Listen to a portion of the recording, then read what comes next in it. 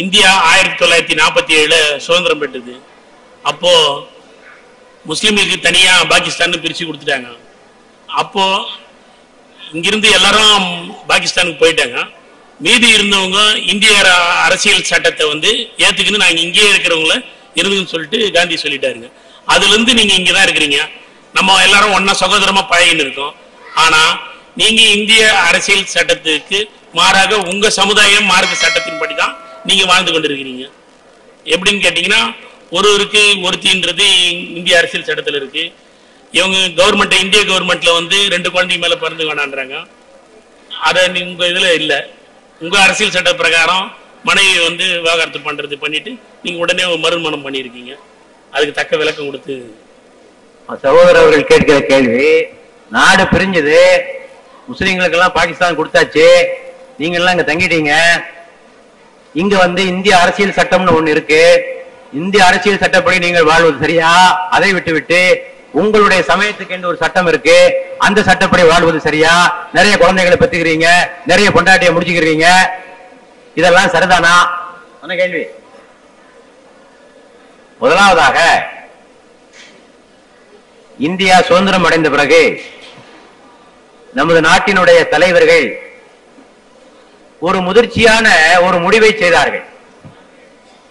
என்ன முடிவென்றால், இந்த நாடு ஒரு பல் சமய, பல் கலாச்சார, பல் இனங்கள் வாழுகின்ற ஒரு நாடு.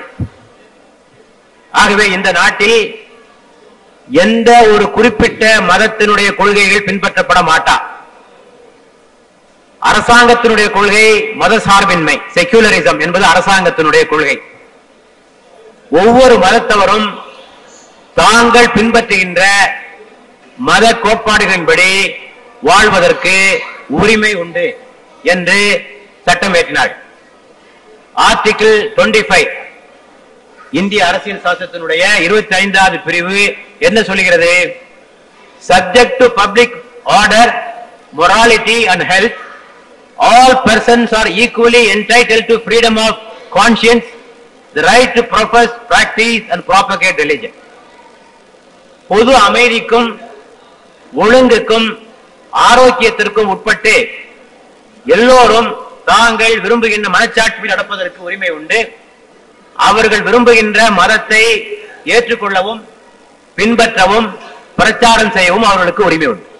ஆக இந்திய அரசியல் சட்டத்தினுடைய ஜீவனாம்ச உரிமை, ஃபண்டமெண்டல் ரைட். ஆக அரசியல் நிர்ணய சபையில் முடிவு செய்யப்பட்ட விவகாரம், ஒவ்வொரு மதத்தவரும் தாங்கள் விரும்புகின்ற மதத்தை ஏற்றுக்கொள்ள பின்பற்ற பிரச்சாரம் செய்ய அரசியல் சாசனத்தினுடைய 25வது பிரிவு நமக்கு அனுமதி அளிக்கிறது.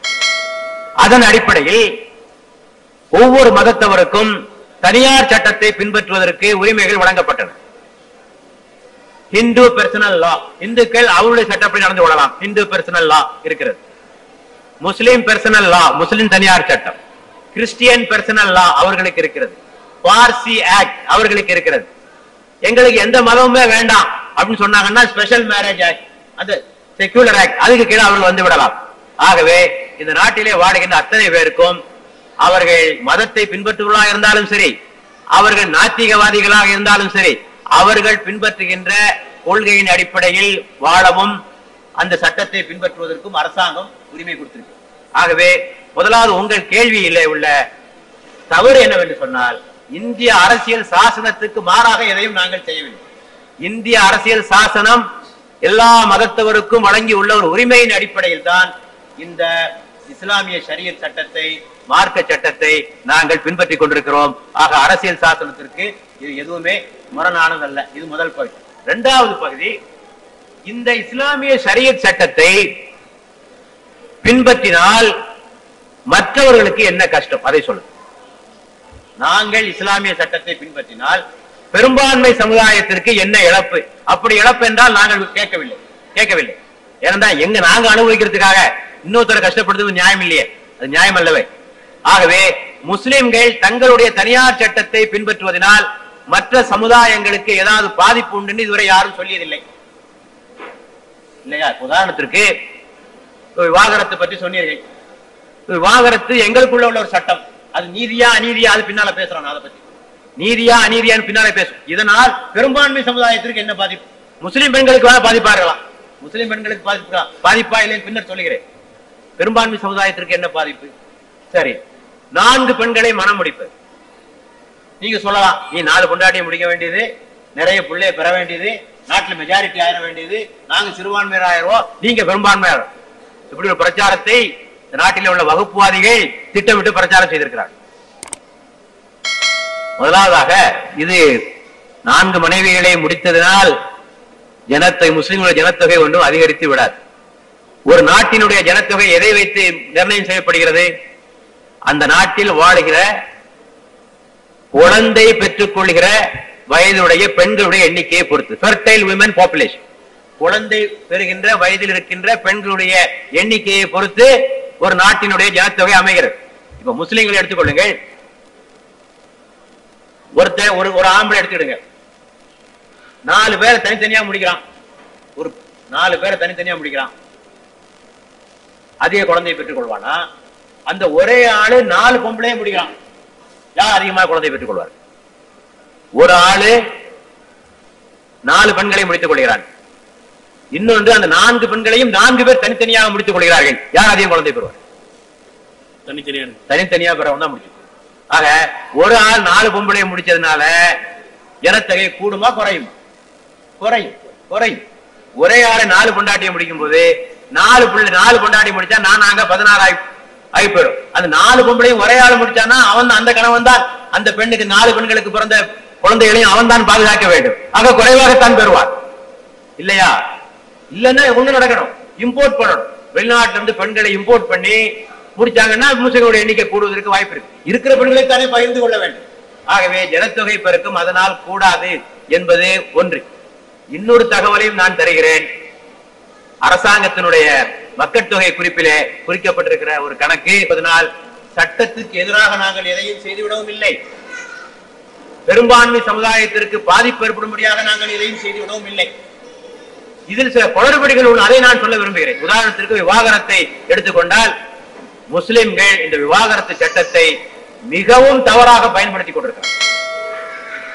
விவாகரத்தை முஸ்லிம் ஆண்கள் கேலிக்குரிய பொருளாக ஆக்கி இருக்கிறார்கள்.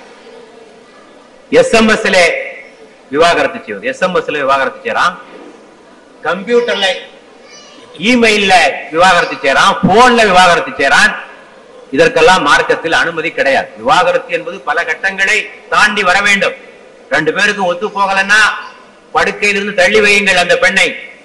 அதற்கும் அவள் ஒத்து வரவில்லை என்று சொன்னால் அவளை நீங்கள் கண்டியுங்கள், அல்லது லேசாக அடிக்க கூட செய்யலாம். லேசாக காயம்படாதவாறு அவள் உணர்த்துகின்ற வகையில் அடிக்க கூட செய்யலாம். அதற்கும் ஒத்து வரவில்லை என்று சொன்னால் சமாதான குழுவை ஏற்பாடு செய்து 2 பேருக்கு மத்தியிலே சமாதானம் செய்து வைக்க வேண்டும். அதுவும் வெற்றி பெறவில்லை என்று சொன்னால் ஒரு தலாக் சொல்ல வேண்டும், இடைவெளி விட வேண்டும். 2வது தலாக் சொல்ல வேண்டும், இடைவெளி வர வேண்டும். 3வது தலாக். அதற்கு சாட்சிகளும் வேண்டும். இப்ப சாட்சியை வைக்கிறது இல்ல, கல்யாணத்துக்கு சாட்சி வச்சிருக்கிறான், விவாகரத்துக்கு சாட்சி வைக்கிறது இல்ல. ஆக இந்த விவாகரத்தை முஸ்லிம்கள் கேலிக்குரிய பொருளாக, விளையாட்டு பொருளாக மாற்றி பெண்களுக்கு அநீதிகளை செய்து கொண்டிருக்கிறார். இதுல மாற்றம் தேவை. அதற்காக நாங்கள் எல்லாம் குரல் கொடுத்து வருகிறோம். கொஞ்சம் சிரமமான பணியாக இருக்கிறது என்பதை பழமைவாதிகள் அதை மாற்றங்களை செய்வதற்கு விடுவதில்லை என்பதுதான் கவலைக்குரிய அம்சம். அது போன்ற அநீதிகள் இருக்கு. ஆனால் இந்திய அரசியல் சாசனத்துக்கு எதிரானதும் அல்ல, பெரும்பான்மை சமுதாயத்திற்கு எதிரானதும் அல்ல.